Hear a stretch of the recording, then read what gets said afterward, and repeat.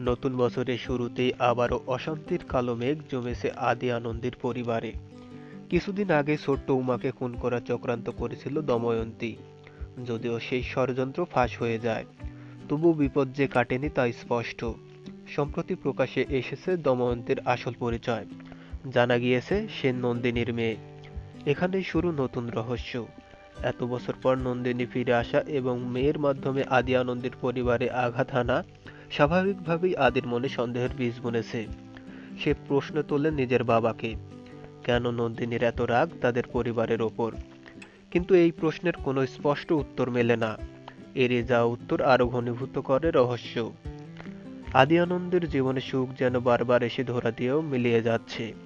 উমাকে নিয়ে তাদের সংসারে শান্তির ছোঁয়া এলেও বিপদ যেন পিছু ছাড়ছে না। দময়ন্তীর বাবার আসল পরিচয় কি তা এখনো অজানা।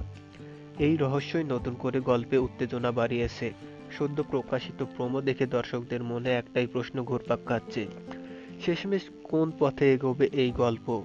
পরিবারকে রক্ষা করতে কি আবারও বড় কোনো সিদ্ধান্ত নিতে চলেছে আদি, নাকি নন্দিনীর প্রত্যাবর্তন সবকিছু ওলটপালট করে দেবে? এই নতুন মোড়ে সবচেয়ে বড় চমক নন্দিনীর চরিত্রে মুখ বদল।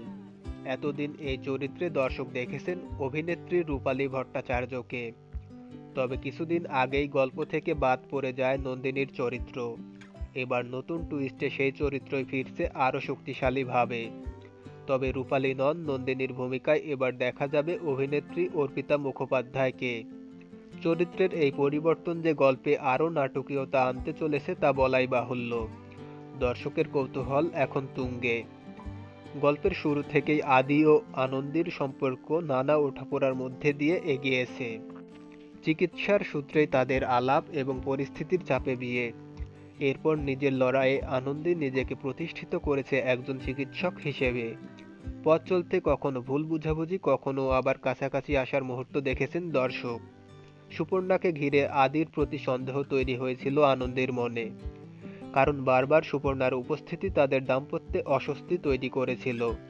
তবুও আদি চেষ্টা করেছে আনন্দীকে আগলে রাখতে।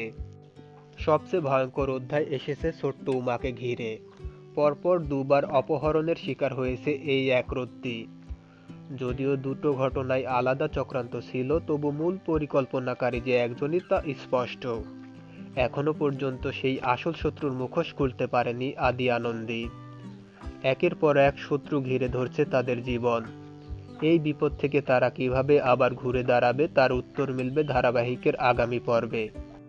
ভিডিওটি ভালো লাগলে লাইক করুন এবং এই ধরনের আরও ভিডিও পেতে চ্যানেলটি সাবস্ক্রাইব করুন। ধন্যবাদ।